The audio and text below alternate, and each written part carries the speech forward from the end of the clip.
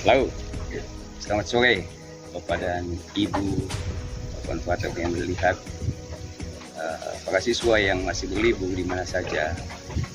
So hari ini saya ambil bagian dalam pemeliharaan babi dengan menyiapkan makanan untuk babi pada sore hari ini. Berikut saya akan memotong kangkung. Ini pakan babi bisa apa saja dimakan, tapi kami lebih baik menyiapkan kangkung yang dicampur dengan dedak atau batang pisang dan dedak yang nanti akan tambah dengan garam untuk pakan babi. Di daerah ini kalau pas musim hujan pasti tumbuh kangkung liar di mana-mana. Saat ini musim kemarau, belum terlalu panas, tapi kangkung-kangkung di rawa sudah pada mati atau mulai kering. Jadi kita kadang-kadang harus beli. Kalau di kebun masih ada, kita pakai yang di kebun supaya babi tetap makan. Bisa juga pakai makanan yang lain, misalnya daun talas tapi harus dimasak, ada daun singkong, ada juga sayur gedi dan lain-lain bisa dipakai untuk makanan babi. Hanya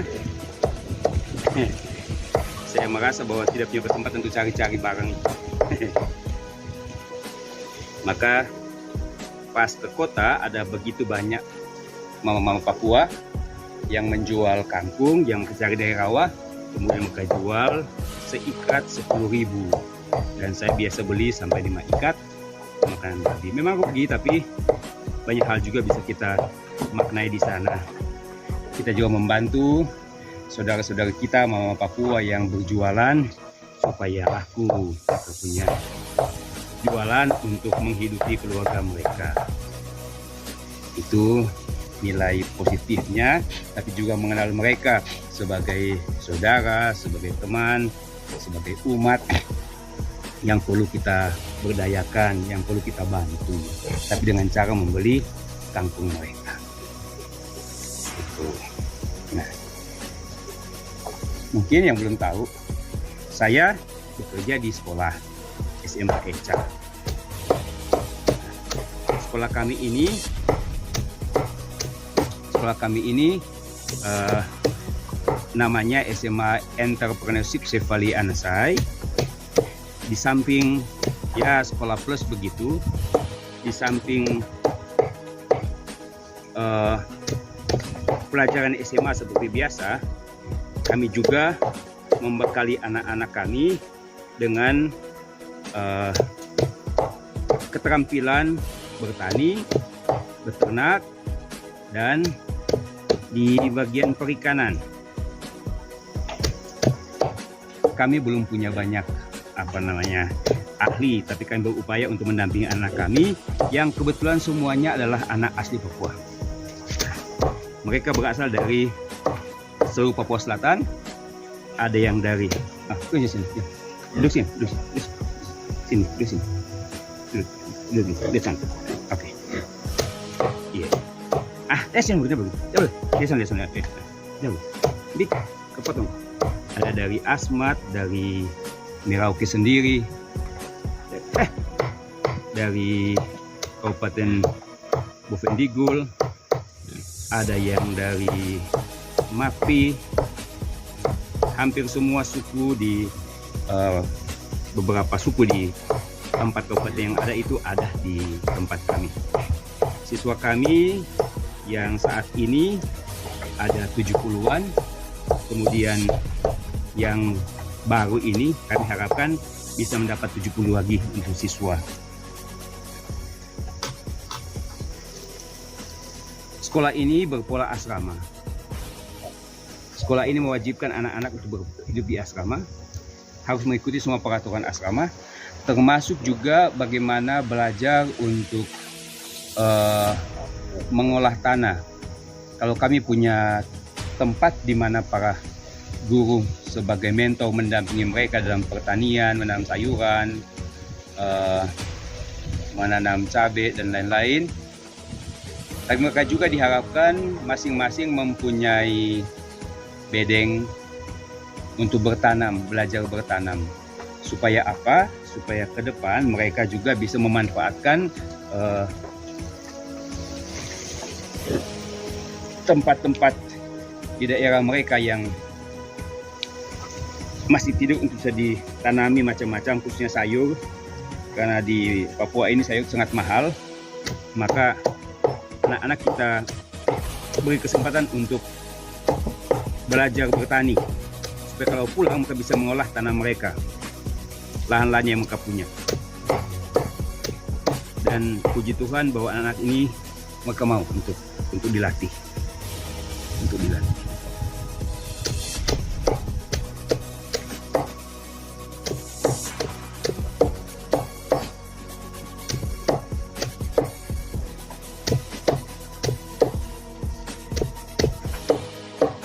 Maka di asrama juga didampingi oleh Pastor Miller. Dengan di sekolah, saya bersama para guru. Ya, kegiatan mereka di asrama adalah kami sebut dengan Pasca, yakni pendampingan soal hidup religius, hidup keagamaan, menanamkan jiwa religiusitas dalam diri mereka.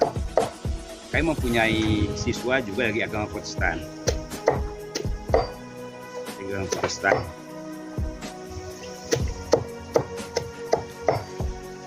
Tapi juga pembentukan karakter mereka lewat attitude. Pasca itu pertama ada pray, yakni pengembangan hidup rohani mereka.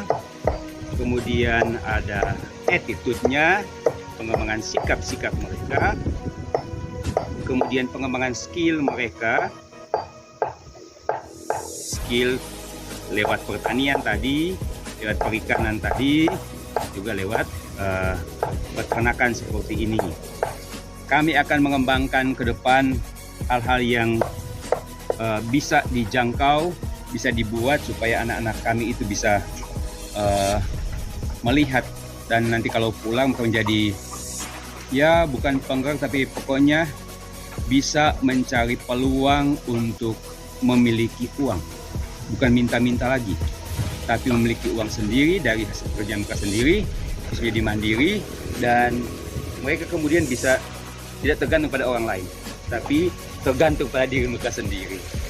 Bisa berkreativitas.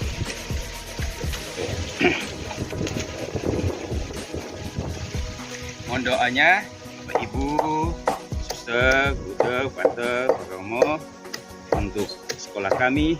Semoga Tuhan bisa memberkati supaya lewat sekolah ini banyak anak-anak Papua semakin dimerdekakan sebagai seorang siswa, seorang pelajar yang kedepannya tidak ketinggalan lagi. Mereka punya kemampuan, tapi mereka belum didampingi secara maksimal saat di mungkin sekolah dasar. Sehingga kita harus lebih banyak bersabar, lebih banyak mendidik mereka, melatih mereka, membimbing mereka, supaya mereka tahu banyak tentang apa itu sekolah, bagaimana pengaruh sekolah terhadap masa depan mereka. Itu dibutuhkan. Maka pola asrama itu tujuannya itu juga. Kemudian tadi pasca knowledge mereka, kemampuan intelektual mereka dikembangkan. Memang masih cukup banyak ketinggalan, tapi saya yakin bahwa dengan kerja keras anak-anak, kemauan mereka, tapi juga para guru, mereka pasti akan bisa. Dan saya yakin itu, anak-anak ini punya kemauan, hanya latar belakang mereka, pendidikan dasar mereka itu kurang kuat, maka mereka harus mulai dari awal lagi. Jadi para guru pun, kami pun harus menyesuaikan diri untuk bagaimana pendampingan terhadap mereka. Bapak Ibu, di Papua itu menyenangkan.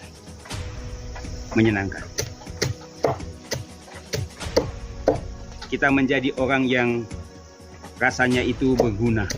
Kita bisa untuk mengambil peran di dalamnya, mendidik mereka,